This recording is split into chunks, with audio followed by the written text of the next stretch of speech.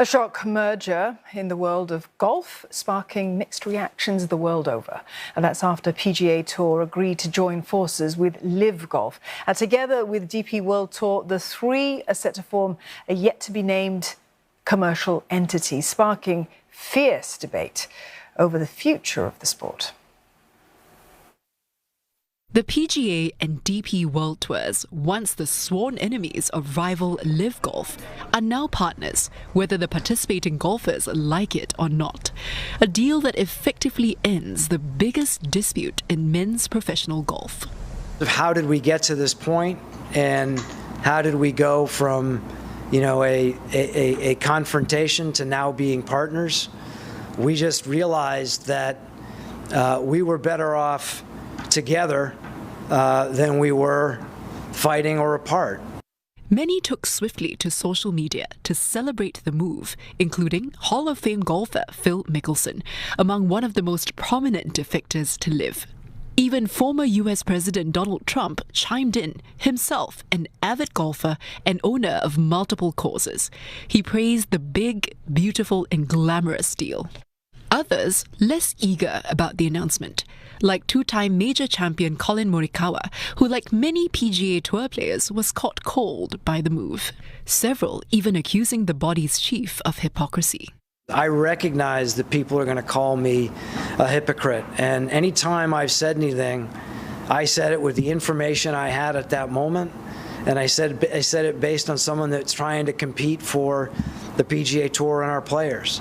Newcomer LIV Golf is bankrolled by Saudi Arabia's sovereign wealth fund. It poached some of the world's best players for tens of millions of dollars. In response, PGA banned golfers who joined LIV, while DP World Tour dished out heavy fines. There were antitrust lawsuits and countersuits.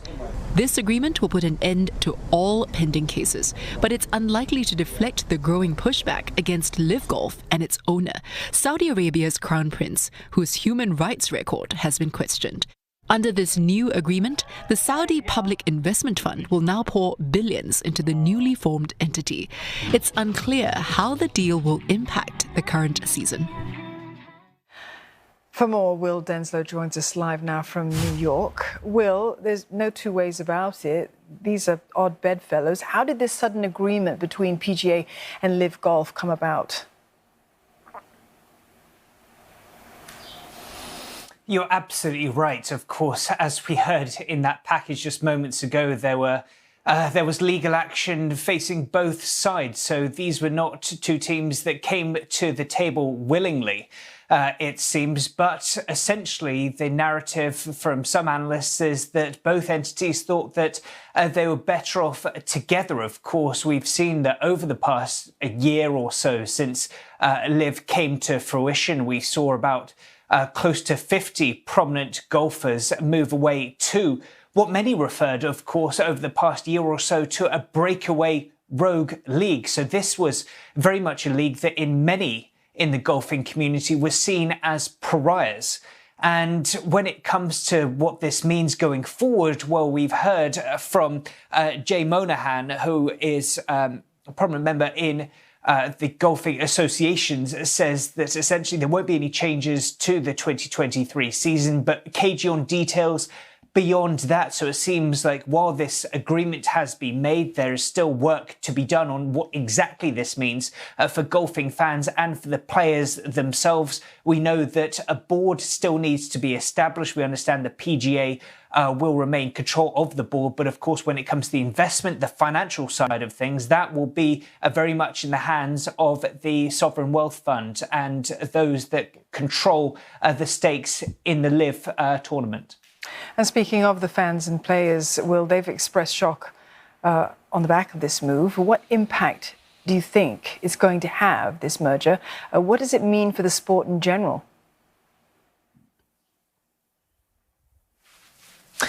Well, first of all, coming to the comments we've heard directly, and we can expect plenty more reaction going forward. Of course, as we just heard, there was praise from Phil Mickelson, who was, of course, one of the first of those that joined the LIV Trophy.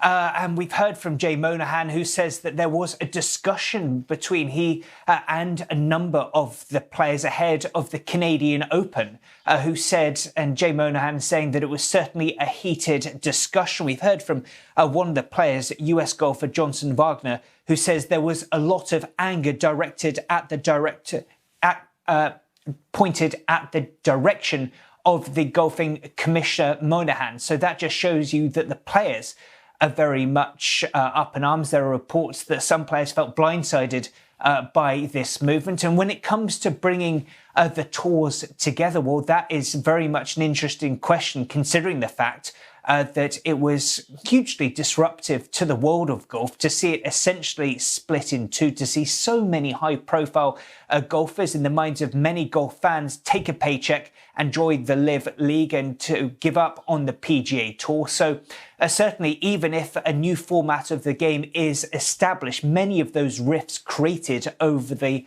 past year are likely to remain.